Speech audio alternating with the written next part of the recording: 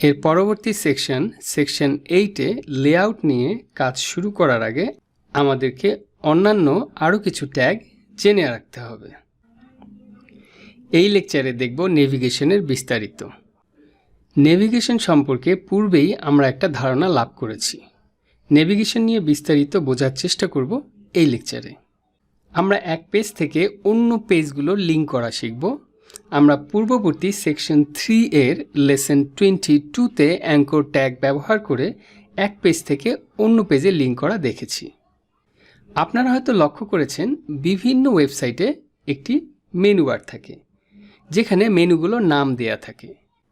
যেমন সাধারণত হোম পেজের জন্য একটি home.html ফাইল তৈরি করে রাখা থাকে। অ্যাবাউট আস এর জন্য about_us.html নামে ফাইল তৈরি করে রাখা থাকে, অথবা কন্ট্যাক্ট নামে একটি মেনু থাকতে পারে যার জন্য contact.html নামে আরেকটি ফাইল তৈরি করা থাকে। বরাবরের মতোই আমি ডেস্কটপে একটি ফোল্ডার ক্রিয়েট করছি।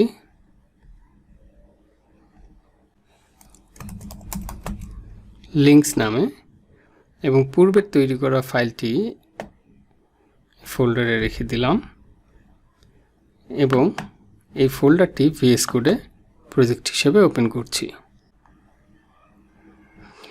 এখন নতুন 3টি ফাইল তৈরি করব। নিউ ক্লিক করে home.html, এরপরে about_us.html, তারপরে contact.html। এখানে হয়তো লক্ষ্য করে থাকবেন অ্যাবাউট আস ফাইল নেমটি অ্যাবাউটের পরে স্পেস না দিয়ে আন্ডারস্কোর ব্যবহার করা হয়েছে। এটি অত্যন্ত গুরুত্বপূর্ণ, কারণ ফাইল নেমের ক্ষেত্রে সাধারণত স্পেস ব্যবহার করা হয় না, তাতে অনেক জটিলতার সৃষ্টি হয়। আবার ফাইল নেমগুলো সাধারণত স্মল লেটারে লেখা হয়। এতে করে লিনাক্স সিস্টেমে ফাইল নেমগুলো কেস সেন্সিটিভিটির কারণে কোনো সমস্যায় পড়তে হয় না। তো এই দুটা জিনিস আমরা ফলো করব। যদি কোথাও ওয়ার্ড সেপারেটর হিসাবে স্পেস ব্যবহার করতে হয়, সেক্ষেত্রে আমরা আন্ডারস্কোর ব্যবহার করব এবং ফাইল নেমগুলো স্মল লেটারে লিখব। তো আমি হোম পেজে চলে যাচ্ছি। শুরুতেই আমি একটি হেডিং ট্যাগ নিচ্ছি।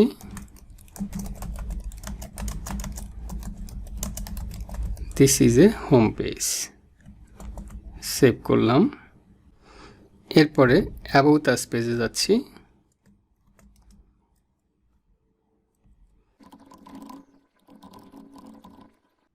সেভ করলাম। তারপরে কন্ট্যাক্ট আস পেজে এবং ফাইলটি সেভ করলাম। চলুন ফাইলগুলো দেখে আসি। হোম পেজ, অ্যাবাউট আস এবং কন্ট্যাক্ট পেজ। তো ধরা যাক যে ওয়েবসাইটটি করতে যাচ্ছি সেখানে 3টি পেজ আছে, home page, about us page এবং কন্ট্যাক্ট পেজ। তো আমরা চাচ্ছি প্রত্যেকটি পেজ থেকে অন্য পেজগুলোতে সরাসরি যাওয়া যাবে। এক্ষেত্রে ফাইলে যে আর ক্লিক করতে হবে না, আর ভিজিটারদের জন্য ফাইলে ক্লিক করার কোনো অপশনই নেই। সেক্ষেত্রে আমাদেরকে নেভিগেশন অ্যাড করতে হবে। সেকশন 3-তে আমরা যখন লিঙ্ক নিয়ে কাজ করি, আমাদের অ্যাঙ্কর ট্যাগটি দেখতে ছিল এরকম। আমরা href এই অ্যাট্রিবিউটের ভেতরে কোথায় যেতে হবে সেটি লিখে দিয়েছিলাম, এবং যে লেখাটি ওয়েব পেজে দেখাতে চাই সেটি অ্যাঙ্কর ট্যাগের মধ্যে রেখেছিলাম। ঠিক একইভাবে আমরা যদি মনে করি যে হোম পেজ থেকে ইউজাররা অ্যাবাউট আস পেজে যাবে, তাহলে এই লেখাটি এখানে দেখাবো এবং href এর ওই পেজটির নাম দিয়ে দেব। তো আমাদের পেজটির নাম aboutus.html। আবার কন্ট্যাক্ট আস পেজে যাওয়ার জন্য আমাদের এখানে লিখতে হবে কন্ট্যাক্ট এবং ফাইল নেমটি চেঞ্জ করে দিতে হবে contact.html। HTML। আবার অন্য কোনো পেজ থেকে হোম পেজে আসার জন্য আমাদেরকে হোম পেজের লিঙ্কটিও দিতে হবে। কন্ট্রোল হোম প্রেস করে ফাইলের শুরুতে গেলাম, যাওয়ার পরে পেস্ট করে অ্যাবাউট আস লেখাটিকে চেঞ্জ করে হোম করে এরপরে ফাইলের লিঙ্কটি home.html লিখে রাখলাম। তাহলে এই ফাইলটিকে যদি আমরা রান করি, আমাদের তিনটি পেজের লিঙ্কগুলো এখানে দেখাচ্ছে, হোম, অ্যাবাউট আস এবং কন্ট্যাক্ট। আমরা যদি হোম পেজে ক্লিক করি তাহলে this is a home page.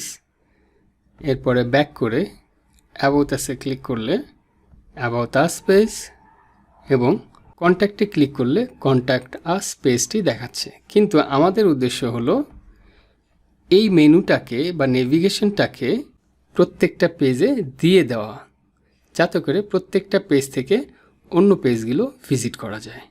এর জন্য পুরো কোডটি কপি করে প্রত্যেকটি পেজের শুরুতে দিয়ে দিতে হবে।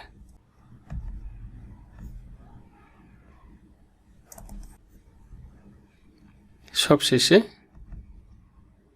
হোম পেজে, এবং সবগুলো ফাইলকে আমরা একসাথে সেভ করার জন্য সেভ অলে ক্লিক করি। এখন হোম পেজ, কন্ট্যাক্ট পেজ অথবা অ্যাবাউট আস পেজ, যে পেজটি আমরা ওপেন করি না কেন, প্রত্যেকটি পেজেই নেভিগেশনটা উপরে দেখা যাচ্ছে। এই পেজটি হোম পেজ। আমরা অ্যাবাউট আস পেজে যাওয়ার জন্য এখানে ক্লিক করব এবং সেটি অ্যাবাউট আস পেজে নিয়ে গিয়েছে। এখন কিন্তু আমরা অ্যাবাউট আস পেজে আসি, সেখান থেকে হোম পেজেও যেতে পারবো অথবা কন্ট্যাক্ট পেজেও যেতে পারবো। যদি কন্ট্যাক্টে ক্লিক করি তাহলে কন্ট্যাক্ট আস পেজে নিয়ে গিয়েছে, হোমে ক্লিক করলে আবার হোম পেজে নিয়ে এসেছে। তো এভাবেই একটি ওয়েব পেজে নেভিগেশন বা মেনু অ্যাড করতে হয়। এখন আমরা দেখব যদি একই পেজের বিভিন্ন সেকশনে আমরা যেতে চাই তাহলে কি করতে হবে।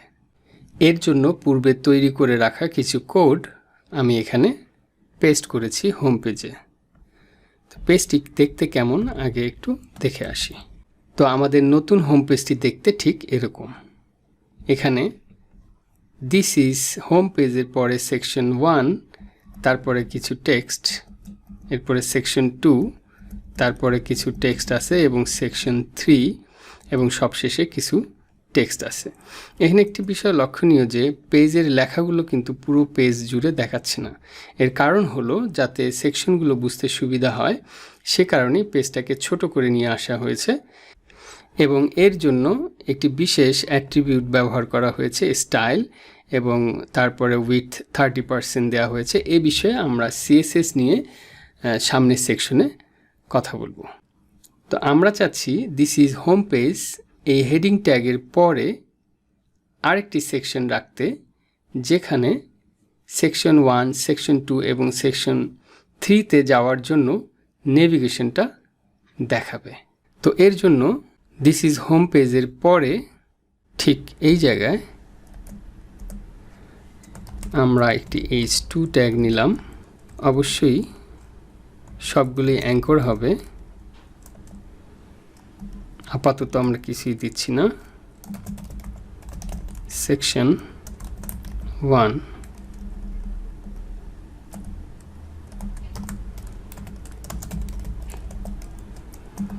এরপরে সেকশন 2 এবং সবশেষে সেকশন 3। সেভ করে দেখে আসি। ঠিক দেখতে এরকম। খুব ভালো হতো যদি সেকশন 1, সেকশন 2 এবং 3 গুলো আলাদা আলাদা লাইনে থাকতো। এর জন্য আমরা প্যারাগ্রাফ ট্যাগ ব্যবহার করতে পারি, কিন্তু এখন আমরা প্যারাগ্রাফ ট্যাগ ব্যবহার না করে নতুন একটি ট্যাগের ব্যবহার দেখব, যেটাকে বলা হয় বিআর বা ব্রেক ট্যাগ। বিআর ট্যাগেরও কোনো ক্লোজিং ট্যাগ নেই, যেহেতু বিআর ট্যাগের ভেতরে কোনো কন্টেন্ট রাখার প্রয়োজন নেই এবং বিআর ট্যাগ মানে একটি লাইন ব্রেক করবে, কাজেই এটিরও কোনো ক্লোজিং ট্যাগ নেই। তবে শেষে একটি স্ল্যাশ দেয়া গুড প্র্যাকটিস। সেভ করে দেখে আসি। নাইস। তো এখন আমরা চাচ্ছি সেকশন 1-এ ক্লিক করলে এখানে যাবে, সেকশন 2-তে ক্লিক করলে নিচে সেকশন 2-তে যাবে এবং 3-তে ক্লিক করলে সেকশন 3-তে যাবে। এই যে একই পেজের বিভিন্ন সেকশনে যাওয়ার ব্যাপারটা, এটাকে বুকমার্ক করা বলে। তো এই বিষয়টি ভালোভাবে বোঝার জন্য আমরা একটু স্লাইড দেখে আসি। সবচেয়ে মজার বিষয় হলো অ্যাঙ্কর ট্যাগ ব্যবহার করেই এই কাজটি করা হয়। তো এর জন্য আমাদের প্রথমেই দেখতে হবে আমরা কোথায় যেতে চাচ্ছি, ইউজারকে কোথায় নিয়ে যেতে চাচ্ছি এবং কিভাবে নিয়ে যেতে চাচ্ছি। উভয় ক্ষেত্রেই অ্যাঙ্কর ট্যাগ ব্যবহার করা হয়। কোথায় যেতে চাচ্ছি এর জন্য href এর পরিবর্তে নেম ইউজ করা হয় এবং হাউ টু গো সেই জায়গায় href ইউজ করতে হয়।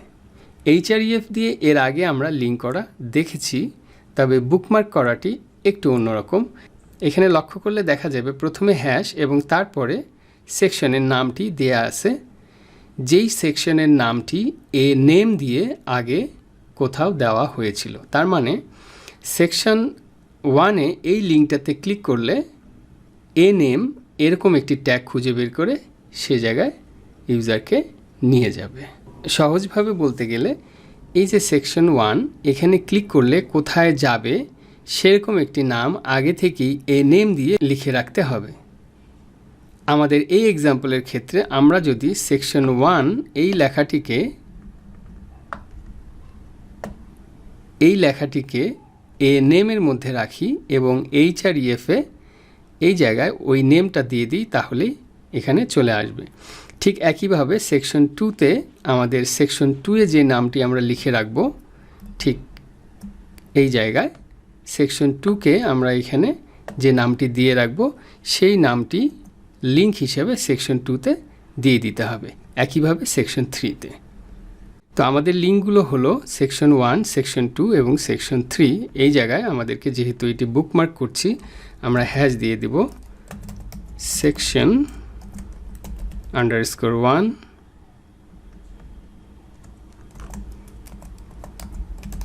section _2 এবং section _3। তার মানে এই নামে কোথাও একটি সেকশন তৈরি করা থাকতে হবে। আমরা নামটি কপি করে নিলাম এবং ঠিক এই জায়গায়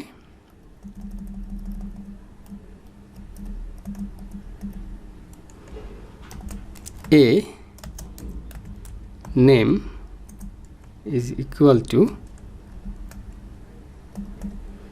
আমরা সেই নামটি দিয়ে দিলাম। আমরা চাইলে অ্যাঙ্করটি লেখার শেষেও ক্লোজ করতে পারি।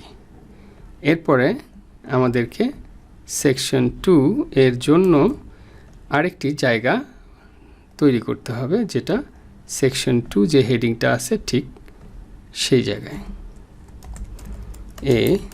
নেম সেকশন 2 এবং অ্যাঙ্করটি এখানে ক্লোজ করে দিতে হবে। ঠিক একইভাবে নেম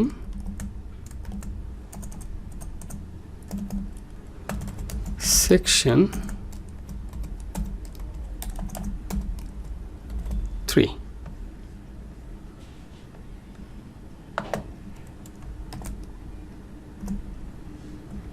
ফাইলটি সেভ করে দেখে আসি।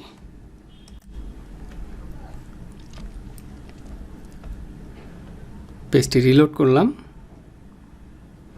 এরপরে সেকশন 1-এ যদি ক্লিক করি তাহলে সেটি সেকশন 1-এ নিয়ে গিয়েছে। আবার শুরুর দিকে এসে সেকশন 2-তে যদি ক্লিক করি সেকশন 2-তে নিয়ে গিয়েছে এবং সেকশন 3-তে ক্লিক করলে সেকশন 3-তে নিয়ে যাচ্ছে। কিন্তু এখানে একটি সমস্যা হলো, এখন যদি আমরা পেজের উপরে যেতে চাই তাহলে কি করতে হবে? তাহলে ঠিক একইভাবে সেকশন 3-র এখানে আমরা যদি ব্যাক টু টপ নামে একটি মেনু তৈরি করি বা নেভিগেশন তৈরি করি, যেটি হবে একটি বুকমার্ক এবং এখানে থাকবে লিঙ্কটি, আর ক্লিক করলে কোথায় যাবে সেটি থাকবে দিস ইজ হোম পেজ এই H1 ট্যাগটির মধ্যে। তাহলে বলছিলাম সেকশন 3-তে আসার পরে এখানে আমরা আরেকটি লিঙ্ক দিতে চাচ্ছি, ব্যাক টু টপ। href, এখানে href হবে কারণ হচ্ছে আমরা এখানে ক্লিক করলে তারপরে একটি নির্দিষ্ট জায়গায় যেতে চাচ্ছি। Back to top.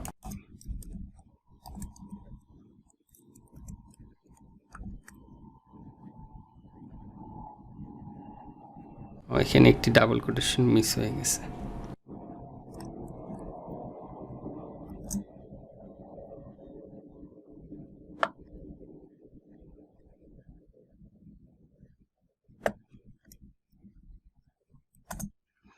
Back to top লিঙ্কটিকে copy করে আমরা সেকশন 2-তে দিলাম, এরপরে সেকশন 1-এ দিয়ে দিলাম। কিন্তু আমরা এখানে একটি ভুল করেছি, href-এ অবশ্যই হ্যাশ সিম্বলটি দিতে হবে কারণ এটি একটি লিঙ্ক। এখানে কোনো ফাইলের নেম দিতে হবে অথবা কোনো ওয়েবসাইটের অ্যাড্রেস দিতে হবে অথবা হ্যাশ দিয়ে কোনো একটি বুকমার্ক পজিশনের নাম দিতে হবে। এই বুকমার্ক পজিশনটি আমরা এখনও তৈরি করিনি, তো আমরা পেজের শুরুতে চলে যাচ্ছি, যে দিস ইজ হোম পেজ এই জায়গায় আমরা একটি নেম দিয়ে দেব। ব্যাক টু টপ ফাইলটি সেভ করলাম, এবার দেখে আসি।